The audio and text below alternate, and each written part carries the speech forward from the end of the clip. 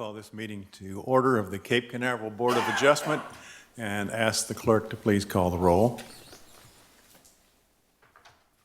John Bond. Chairperson Brewer. Here. Arvo Ilo. Steve Hepp. Stephen Slayton. Okay, we have 3 out of 5, so we do have a quorum. I think the first thing we need to look at is the minutes from the previous meeting. Have everybody had a chance to look at those? I do have a couple corrections, if you don't mind. At the call to order, it says Chairperson Bond called the meeting to order, and I was the chairperson at the last meeting, so it should say Brewer instead of Bond. And then down under new business, item 1, it goes on to item 3 in the third line. A motion was made by Mr. Bond to appoint Mr. Elu to serve on the board, and seconded by Mr. Slayton, and that did not take place at that meeting. That was at the previous meeting, so this somehow got word processed into a second set of minutes. So if you can change those 2 things, I didn't notice anything else.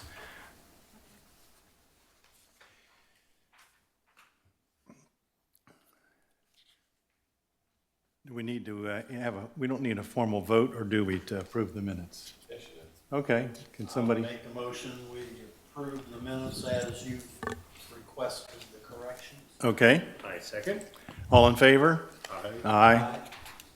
All right, unanimously approved the minutes as corrected. Let's go ahead with the new business, other new business, and that would be the public hearing for Donna Utley and Howard Utley. Are they present tonight? Okay, yeah, I see you now. You were here last month.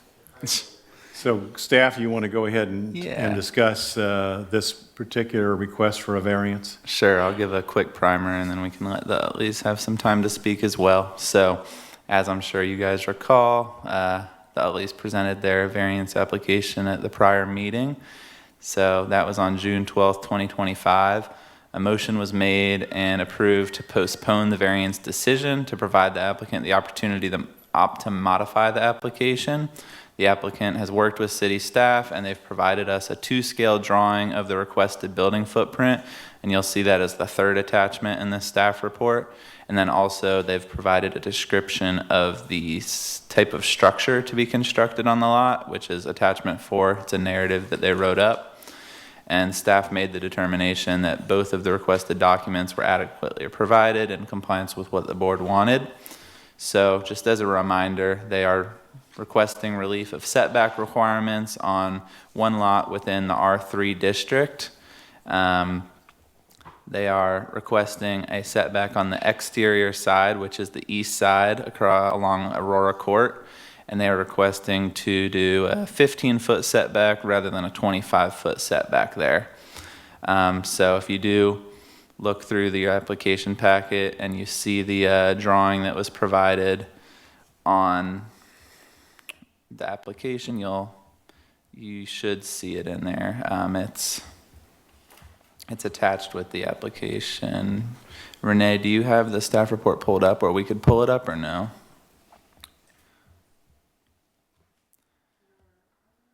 Yes. So that's the main thing. I'm sure you guys recall this application, but they have their residence that they proposed, and they also have their narrative. And I'd like to hand it off to the chairperson to either have the Utley speak or ask any questions that you may have. All right, do you want to say anything further about your application tonight? I would like to, yes. Go ahead and go up to the microphone. Yes, thank you. I apologize. It'd be page 20. Sorry. I didn't mean to confuse the board.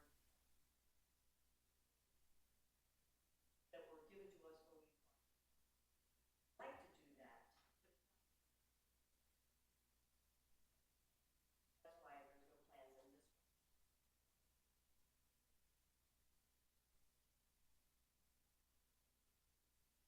one. Understand, but there was some confusion before whether it was a single-family home or a duplex, and now we want a duplex, correct? All right, and that's fine, everything is consistent in your application.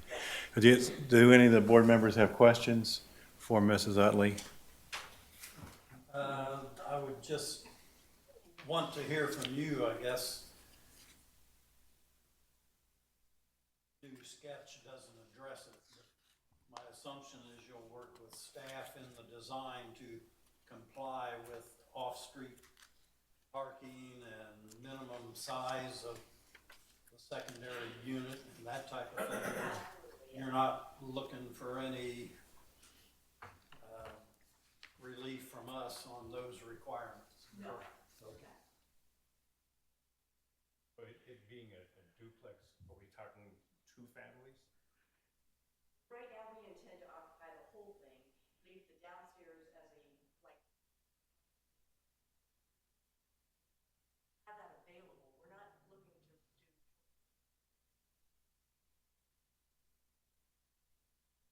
Are there any comments from anyone from the public that wants to speak on this particular application? Okay, if not, do we have a motion? I'll move we accept the variance as and grant it as submitted. I'll second. Okay. Any discussion?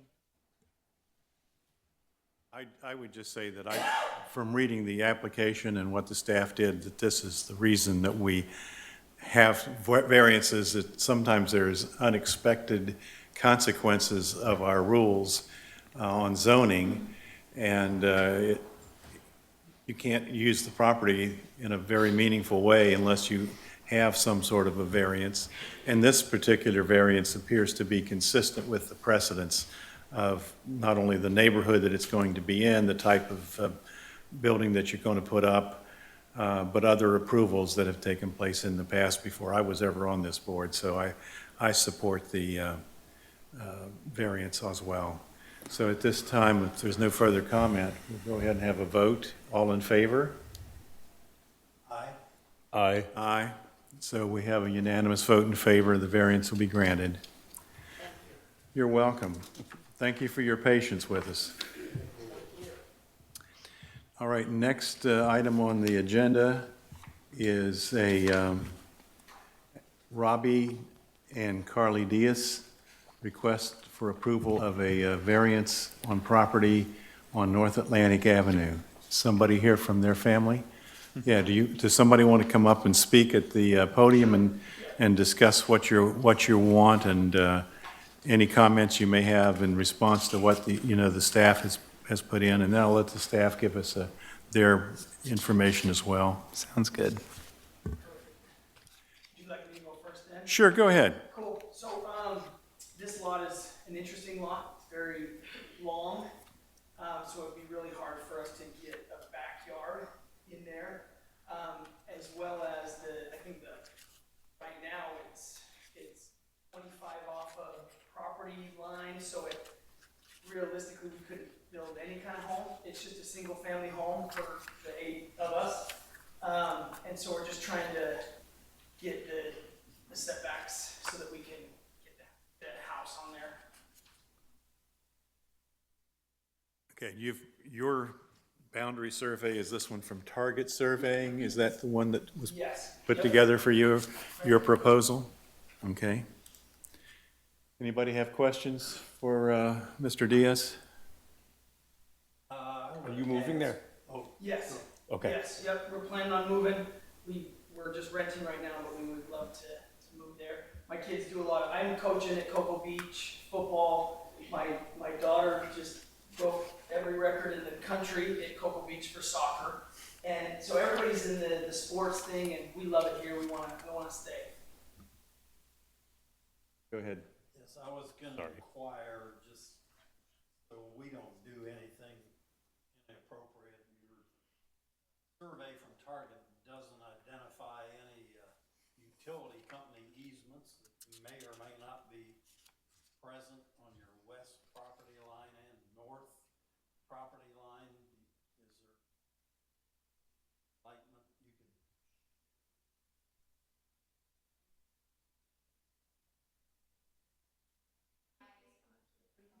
I'm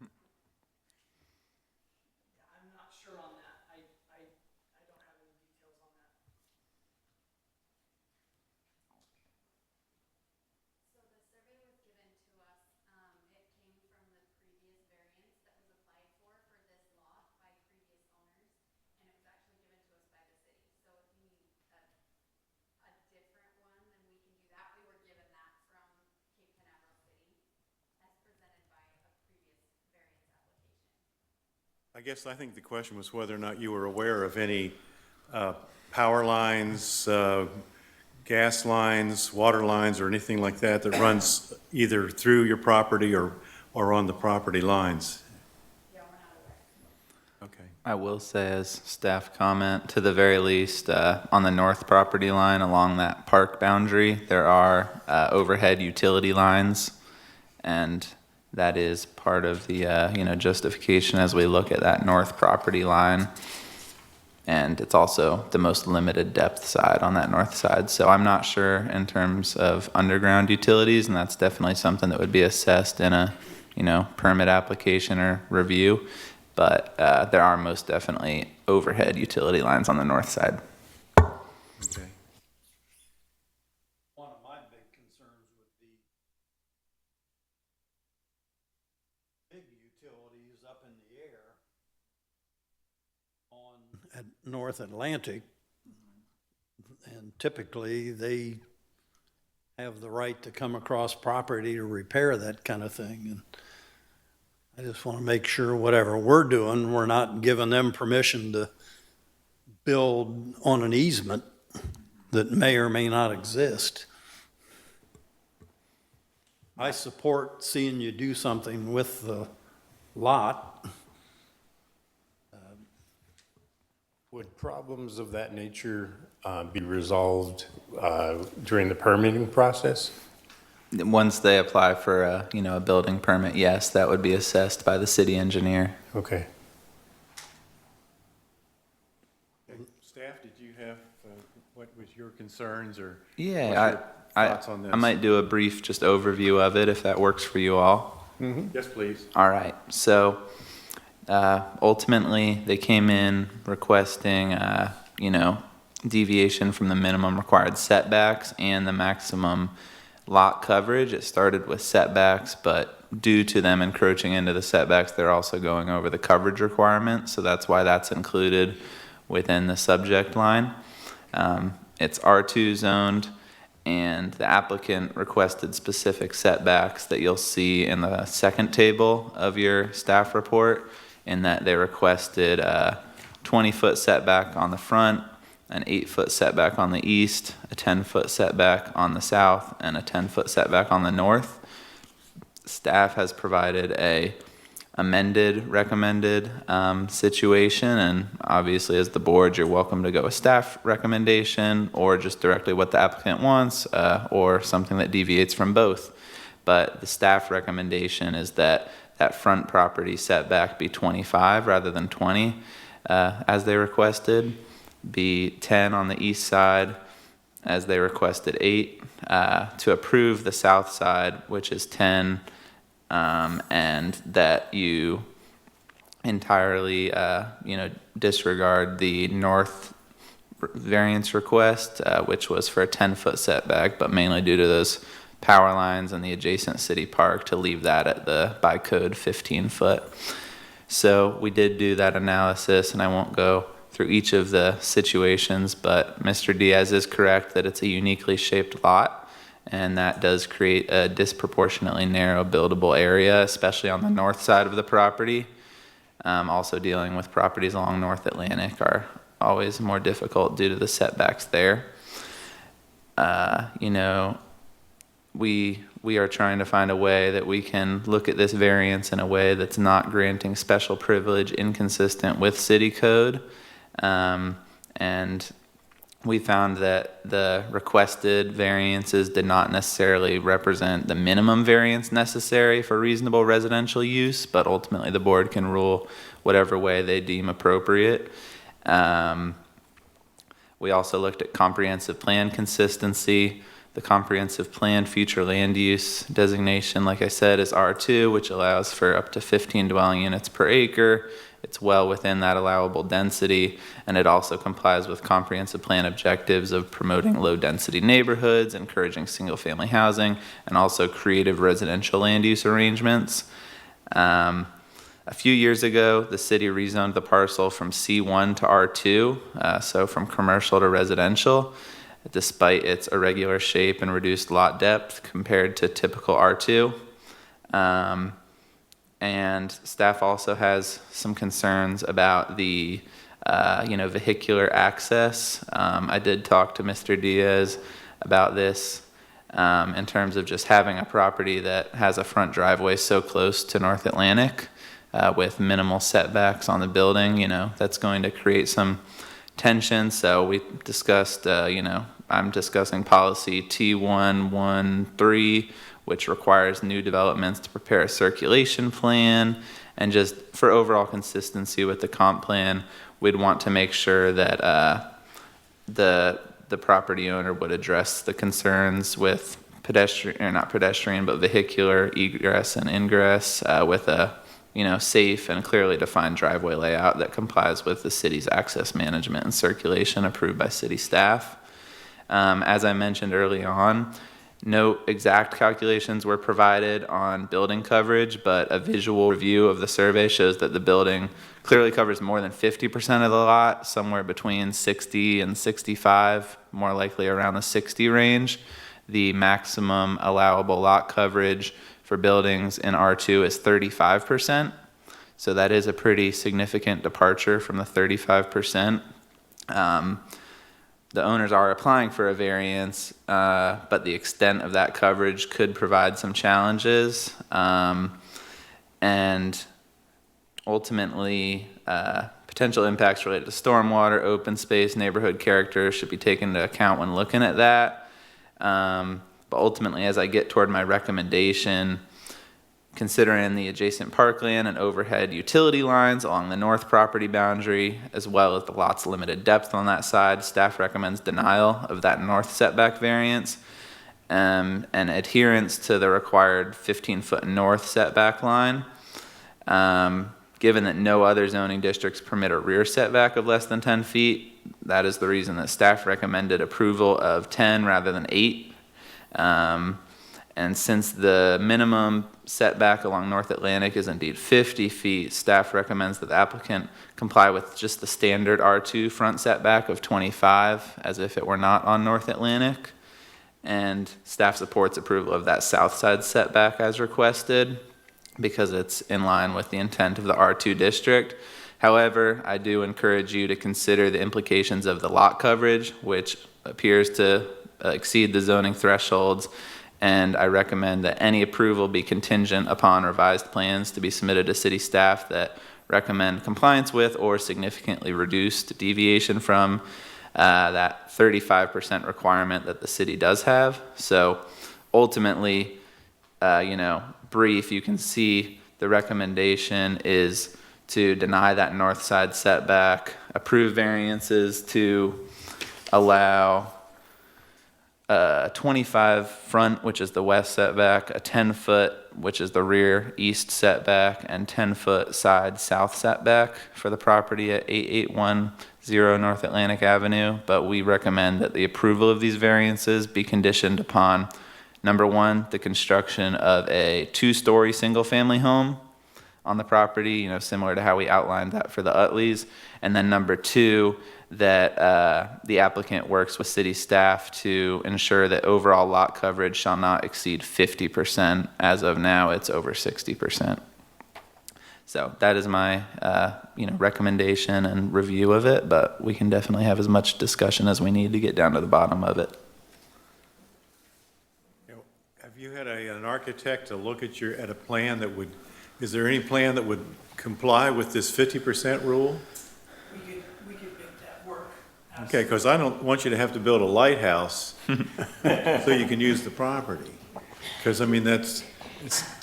so you only can use 35% or something, you'd have to build something that's like a skyscraper. Yeah. To really, to some extent, I'm not sure why the city rezoned this to R1 if it's not if you can't really put a reasonable residence on it. I mean, that makes me very sympathetic to their application. Yeah, it's It is- definitely something I mean, to if it was consider with C1. it being R2.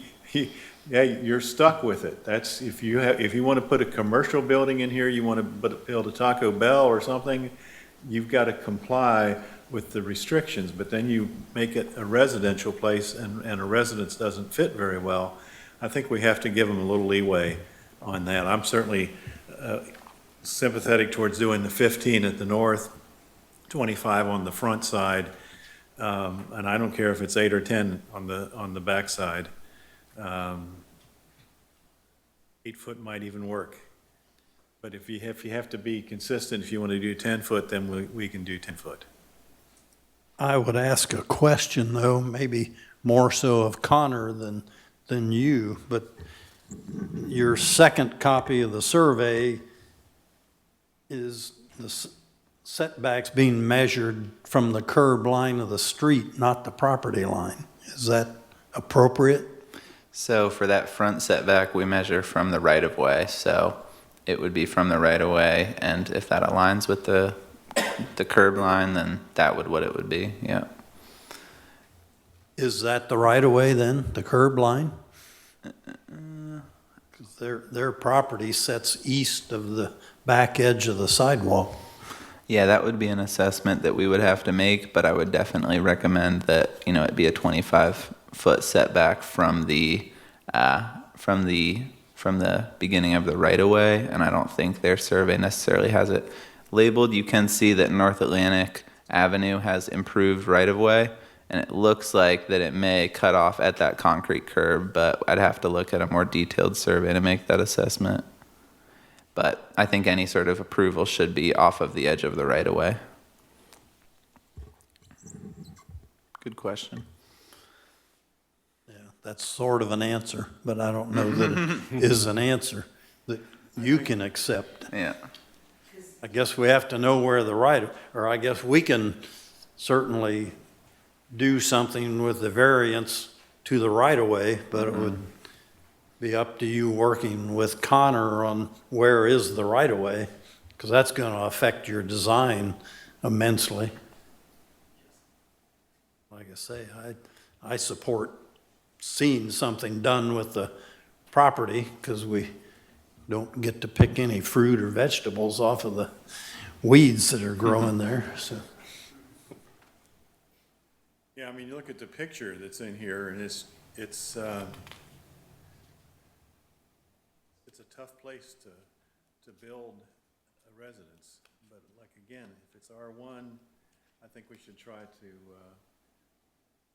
give them the opportunity to work with the staff and find something that will fit in within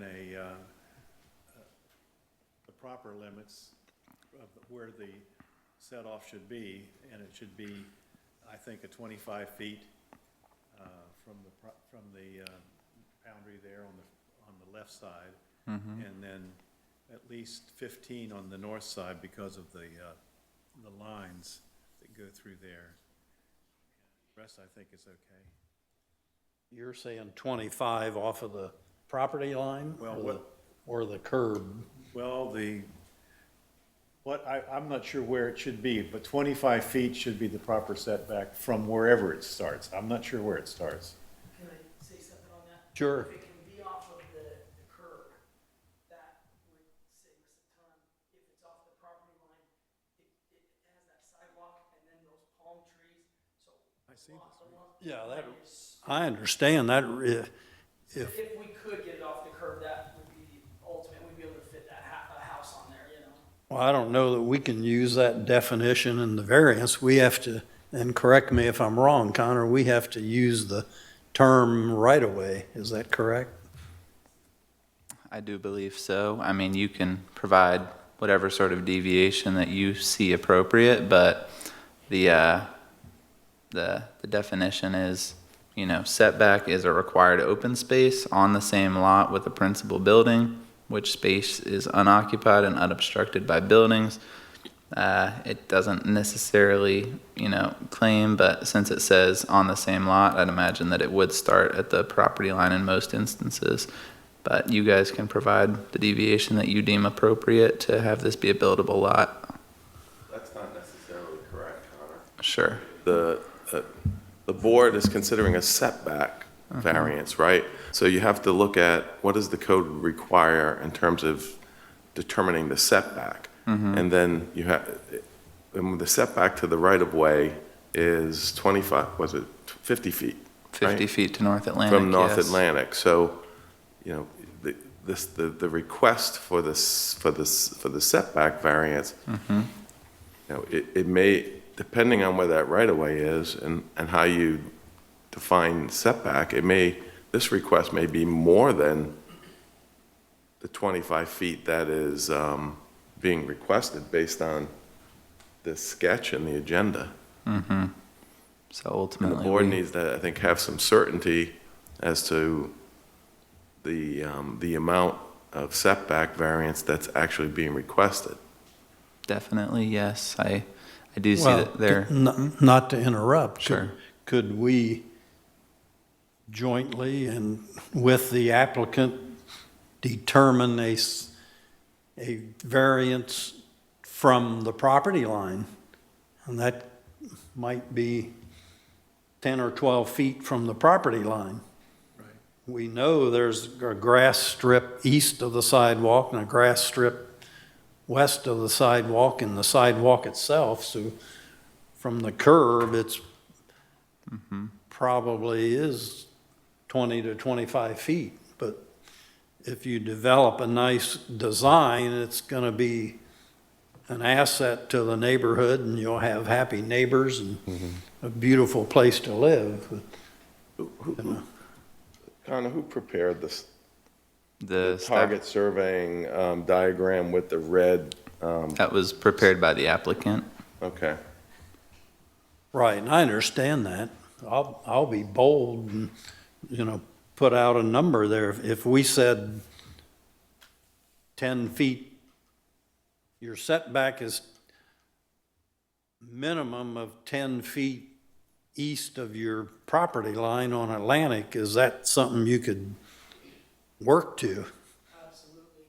And the board it's kind of bold, but it takes the mystery away from them paying an architect to do something.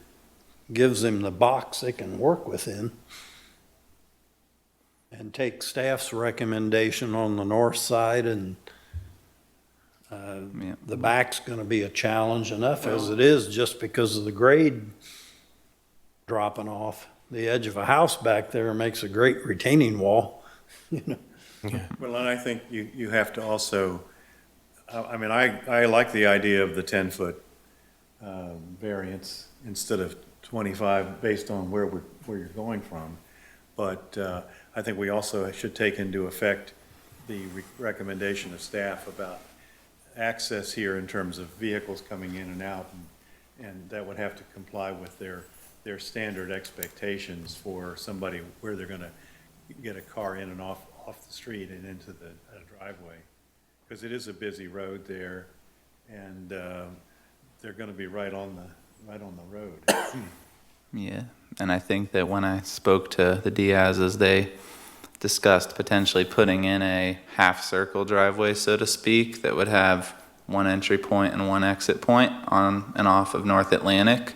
That would allow, less property encroachment than a typical rectangular driveway. But I think that would require, more like 15 feet rather than 10 feet within the property. Well, if that would be something that they could adjust to and go further into the property with that, just so everything fits on there. Sure. Now, one would think it would make some sense to try to align their entrance with Anchorage Avenue across the street from you. So that you're not having left turns into left turns and all that kind of thing. But that's working with staff more than us making mandates. I think that what Connor just said about the ingress and egress is very important because now it's a lot safer in order to get in and out. I think that's a great move. I think that sounds like something that would work, and it's Yeah. consistent with what people do in other places that have a similar problem. Mm-hmm. So can we put together a motion, Mr. Hepp? One question I have for the city attorney, is it appropriate for the board to decide a certain distance from the property line as they're making a ruling, or how would you like them The code to? has to be applied in the correct manner. The request is for a variance. So if the board approves a variance, it's for determining how the code says a variance has to be determined, not how the board determines a variance. The board can only grant a variance to the number, okay? How that number gets applied depends on how the code applies the setback, is my point. So That's why we wanted to, unfortunately, you don't have, I think, a fully developed sketch of the proposed home, and you don't have a survey. I can tell you that in 2017, this property came in for a variance request. The Board of Adjustment granted it. It was appealed by a resident, and it went to the city council on appeal. And the council ended up affirming a 25-foot front setback from North Atlantic, a variance of 25 feet, so it had to be 25 feet for a proposed commercial, small-scale commercial building to be located on the southernmost part of the property. So, but they had a depiction of what was going to be constructed, and the 25-foot setback was from the right-of-way. And I don't know if the concrete curb is the right-of-way line. I don't think it is. That's maybe the improved portion of the right-of-way. It looks like the right-of-way is where that 165-foot surveyor call is. Appears to be the western boundary of the property. well, we can defer this until we get a proper survey. Not take any action tonight, just to. Right, and from the applicant's standpoint, it may not take a survey. The city may have I don't know if the a city master map available that shows what the right-of-way is. A lot of places, it's the back edge of the sidewalk. I mean, is there some way we can, if we table this and let them come back, is there some way we can meet this requirement that you're concerned about in terms of complying with the code? We don't, I know we cannot, we can give a variance, but the variance has to be within the code. Correct. And that's why we've been talking about even a shorter variance of 10 feet instead of the 25 feet. And we were taking into consideration the fact that unlike in 2017, when it was commercial, now it's R1. Correct. And that is our concern. That's why we have some. Right, and we're not blaming Connor, because Connor wasn't here then, but the city rezoned it and made it unusable by rezoning But if it was still without C1, variance. if it was still C1, I would have done this is a non-starter. They can't do anything but a 25, that's like they did before. It is a non-conforming lot of record. This lot is so unique in that its dimensions are the remnants of the original plat in that area.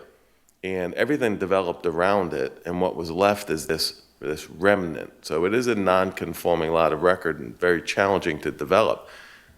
I'm just raising this setback rule because if the board approves a 25-foot setback, it's going to be measured from wherever that right-of-way line is. Right. And I don't know if that helps them based on this dimension, because if the right-of-way line is that dark line, 25 feet is going to be, it's going to go well into their footprint. Yes. And that is not what the applicant is, I would say, is not requesting, right? So I think a little more certainty needs to be determined on that request, because it may not be what they want. There may be reasons to grant maybe even a larger setback variance Right. for a residential home versus the commercial proposal from 2017. But you can't, I don't know how you ascertain that from that diagram. Well, that's why I was proposing the variance be referenced to the property line, not the right-of-way line. But you have to tell me whether we can do that or not. The setback is going to be from the right-of-way line. The building that gets built has to be a certain number of feet from the North Atlantic right-of-way. And the code says it's 50 feet. Right. Obviously, in such a constrained lot, relief needs to be granted to allow some reasonable use of the land based on what the plan, right? So, to me, that diagram is not, a 25-foot setback is not going to allow them to build that footprint. If that's what I'm seeing, without a better survey. But the right-of-way line would not appear on their property, would it? No. But you heard some commentary today that the right-of-way line is the concrete curb, the paved portion of North Atlantic. I'm suggesting that that's not the right-of-way line. The right-of-way line is the property line, the western property line. So you measure the setback from that line.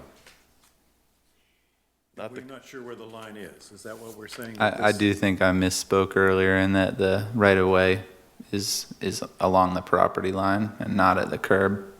And so if we want to review it at the right-of-way, I think that's where that would be, And if that's the case, then the 25 the feet. footprint, it looks to me, and I'm just estimating, 3 feet from the right-of-way line, 4 feet from the right-of-way line.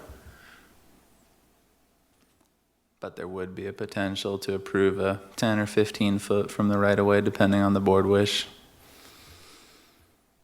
To Perhaps support the I- construction of a structure. Correct. Yeah, I'm perhaps out of order, but I'd be willing to propose that it's 10 feet from the property line, if you can live with that. That would be amazing. That would be awesome. A good designer can come up with something, I know. And with the restriction that there be proper egress in terms of some. You'd be vehicles to get welcome in to there. put that restriction on, and then also the restrictions in terms of what is constructed with that two-story, single-family home, and then also the coverage discussions that we might still need to circle back on. Yes, you also need to get the percentage there. Mm-hmm. Yeah, definitely something that staff is willing to work with the applicant on, as long as we make sure that we get a detailed, setback from the right-of-way and from each property line for the remainder of the setbacks, the coverage, and then the use for the building, so, yeah. Well, I'll make a motion to approve the variance contingent upon what Connor just went over. Guess we need to define the variance. Yeah. Can you be more specific? Is it to approve the staff recommended side and rear setback and a 10-foot setback from North Atlantic, which is a 40-foot variance? I think that's fair, because we're talking about 15 on the north, 10 on the south, 10 on the back, and 10 on the North Atlantic side. And then And what, con is, 50% coverage? Yes. shall not exceed 50%. Shall not cover more than 50% of the plot. For the construction of a two-story, single-family home. Yes, and comply with the standard requirements for ingress and egress for vehicles. Yeah, they're gonna have to comply with all the other code provisions. Everything Yeah. else, I mean, I can't tell them they don't need a toilet, I mean, we can try to waive any of those requirements. If that's the motion you made, I'll second it. Thank you. All right, Anthony, any do we have other enough discussion? clarity on the motions?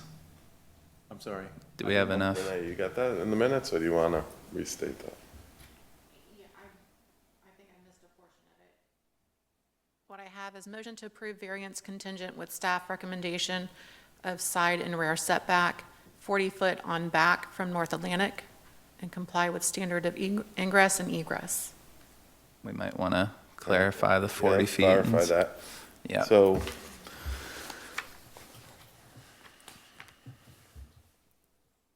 the variance would be as follows.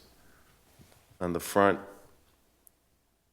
adjacent, which is adjacent to North Atlantic, as I understand it, the board is all right with it. A 10-foot setback is acceptable. That's a 40-foot variance. On the rear, staff is recommending that the setback be 10 feet, which is a variance of 5. On the side south, the staff is recommending a 10-foot setback, which is a variance of 5 feet.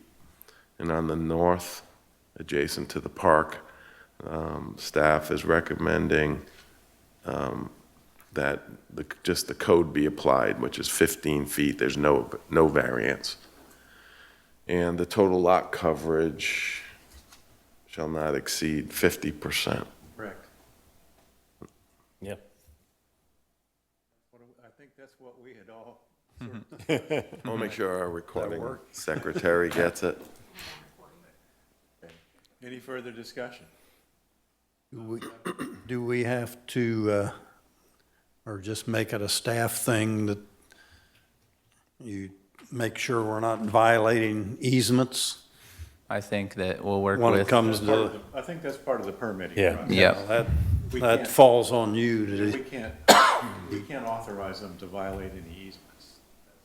no, I'm saying, Yes. authorize them to make sure they don't. I But think that's that's just a a standard staff thing. expectation. Okay. All right. All in favor? Aye. Aye. It's a unanimous vote in favor, so it's granted subject to those restrictions. all right. Thank you. And I'll make sure to work with the Diaz's to provide them a note of those conditions and work with them through the process. Okay, I believe we had one other item. Yes, sir. We have a request for a variance on a sign over near Imperial Boulevard for a Hilton. I believe it's for the Hilton, although it doesn't say Hilton on here. It says MHG Cape Canaveral, GILP. That's the Hilton Garden Inn. Yes. Oh, Garden Inn, that's what the GI stands for. Okay. All right. Is there anyone here from the, There's only two left. well, maybe so, I don't know who's here. You want to come up and speak to your request, somebody? Mr. Brewer, would you mind speaking closer to your microphone, please? Sure, I'll be Thank you. happy to, sorry. Go ahead and introduce yourself and tell us what you're asking for. Yes, I'm Brian Logan, work for Kevin Hospitality. We're developing the Hilton Garden.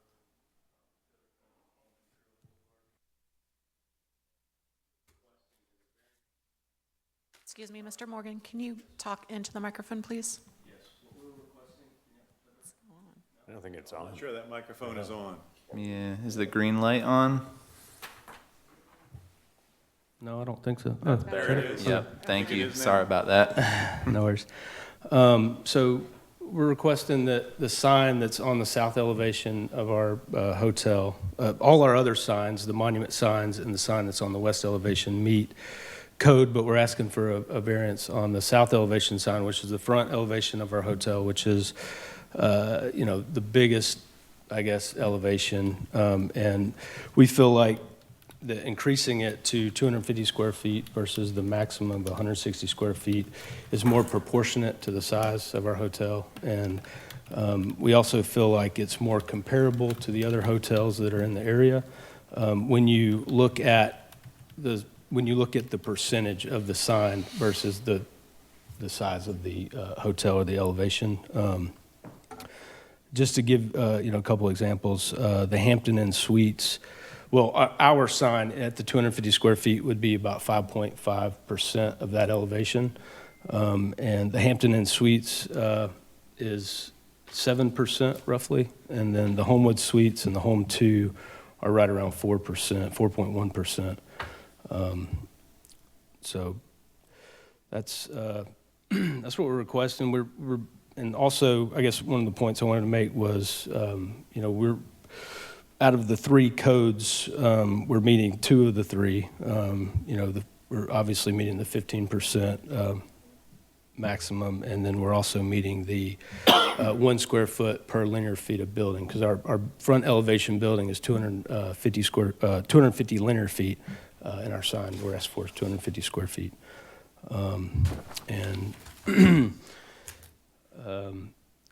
We also wanted to mention that we've already wired for the sign, and we're getting really close to opening. We're supposed to open the hotel, or we're scheduled to open the hotel September 4th. We basically proceeded with wiring the sign based on a verbal approval of the sign. Back in December of last year, we were getting ready to where we had to wire the sign. We like to wire our signs ahead of time so we can waterproof them, all the penetrations, and then put the facade on. And at that time, I was speaking with Craig Green, which is a former, I guess, plan reviewer for the signs. And he had verbally told me that he was going to approve, all of our sign applications. And then I'm not sure, he no longer works for the city. I guess he got let go or whatnot. And the other kind of crazy thing is the sign company, which was handling the permitting for us, had told us that everything was approved. So I literally didn't know that it wasn't approved until we were going to put the sign into fabrication, and then found out that it was never approved.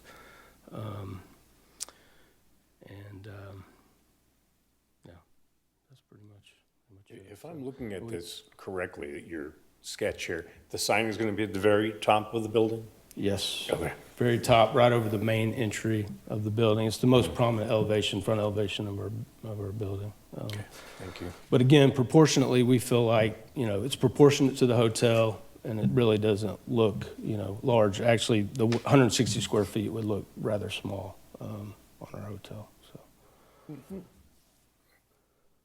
I have a question. Is there already some signage approved on the west elevation?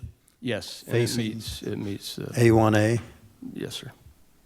Yeah, and that sign meets code, and our 2 monument signs also meet code.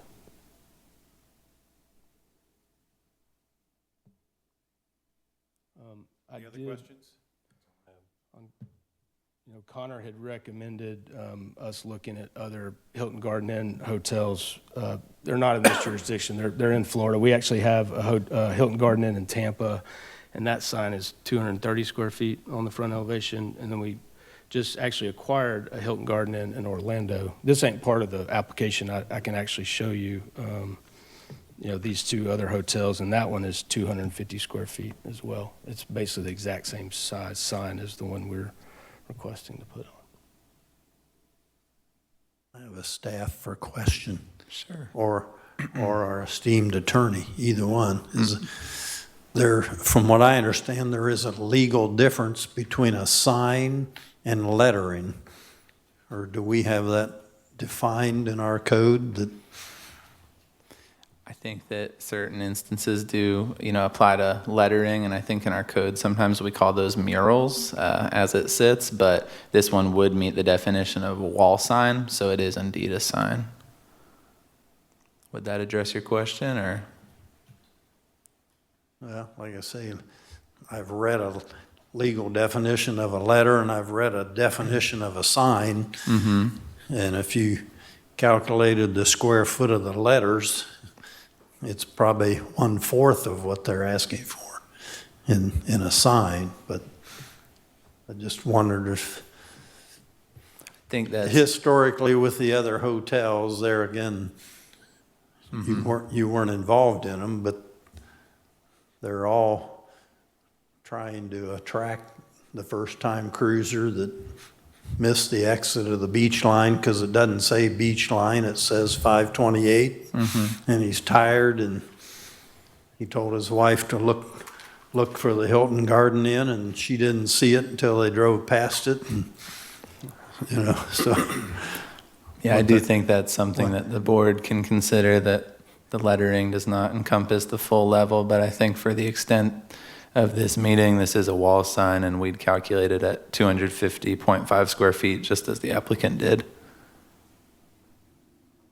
Right, but that's a square footage of the surface where it's at, it's not mounted on something that's glowing white or got blinking lights around it or something, but yes, maybe it's a moot point, but Definitely. I don't find it objectionable compared to That's not what 6 other hotels have. You know, so. I do see the consideration. Our hard cap for square footage of signs in C1 zoning or C2 zoning is 160 square feet along the primary frontage. They are correct that when they look at the proportions, that the proportions align with nearby properties, but keep in mind that it is a pretty significant deviation from that 160 square feet.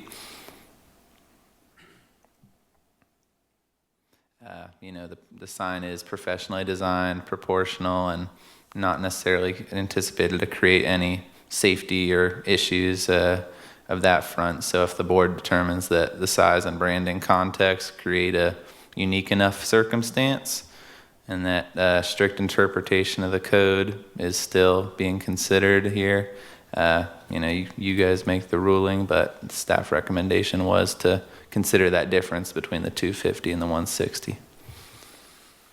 So regarding the proportionality concept, are you saying that this sign, this 250 square foot sign, will look very similar to the other hotels that are right around it? I think as per the applicant's calculations, the percentage of the sign compared to the overall percentage of the wall face would be congruent, but a lot of that is because this has a very large southern elevation wall face.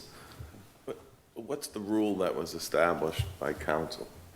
Yep, the rule that was established, that was table 9496-1, and it says that signs in the C2 district, wall signs specifically, must not exceed 15% of the wall face area, which they do meet that requirement, and that they are capped at a 160 square feet maximum regardless of wall size. So who established the cap?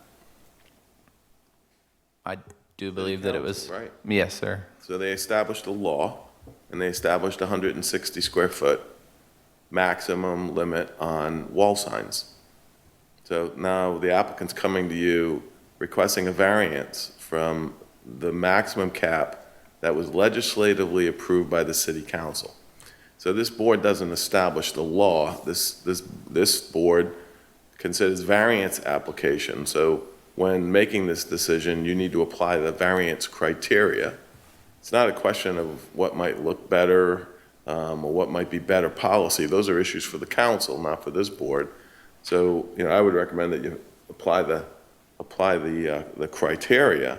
Yeah, I certainly agree with what you're saying. Yeah, I understand, Mr. Chairman, but We're, it's worth saying. we're looking, I appreciate it. I would rather have it come from you, but it's just like the one we had last month with the person that was concerned about privacy and safety for having a 4-foot fence. They wanted a 6-foot fence or an 8-foot fence or Great Wall of China. I don't know.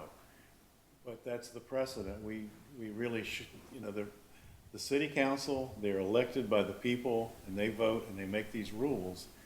And unless there's some reason, a really good reason, we shouldn't just ignore the rule and say, well, it's close enough. We'll let you go.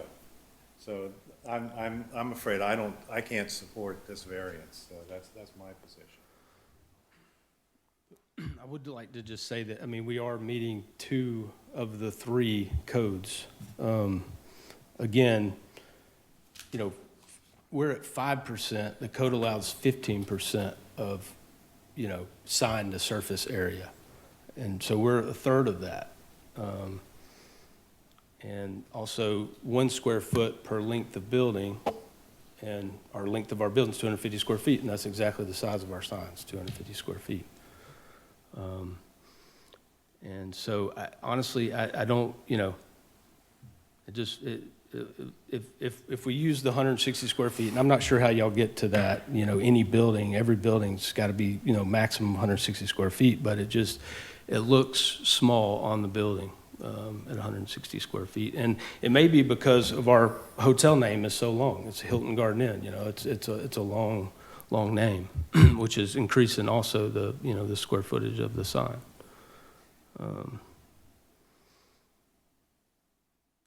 And I wish y'all would give some consideration that, you know, this is going to, you know, cost us a significant amount of money. We're going to basically have to rip off the, you know, the skin of our building, rewire it, everything else. And I did get verbal approval, you know, from the city on this, and that's why we proceeded with the wiring. Connor, did the city issue a sign permit? No, the city did not issue a sign permit. There was a discussion that Mr. Morgan had with the former deputy building official, in which I think, was it over text conversation? Yeah, well, verbal and text, but yes. I mean, the city code regarding signs clearly requires an application for a sign and requires a permit be issued for the sign. Yes. So, I We mean, did submit all that. there hasn't been a formal approval, right? No, sir. That's because you could not approve the sign as proposed? because of the code? We provided comments to the applicant, and that was the situation he mentioned with their sign company, not necessarily telling them about the comment until, what was it, a month or 2 later? Yeah. And so we did provide the comment stating that the sign was too large, and it took a while to get to the applicant himself.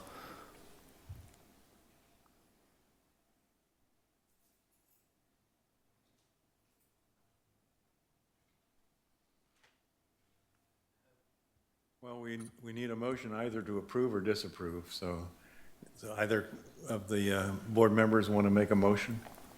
I will. I'll make a motion to approve the variance. All right, I'll second the motion. okay. Any further discussion? All in favor? Aye. Aye. No? Mary's motion carries. Variance has been granted. Any further business? If Not not, that I'm aware of. we have a motion to adjourn. I'll move. Second. All right, all in favor? Aye. Aye. All right, meeting is adjourned. All right, thank very you all. much.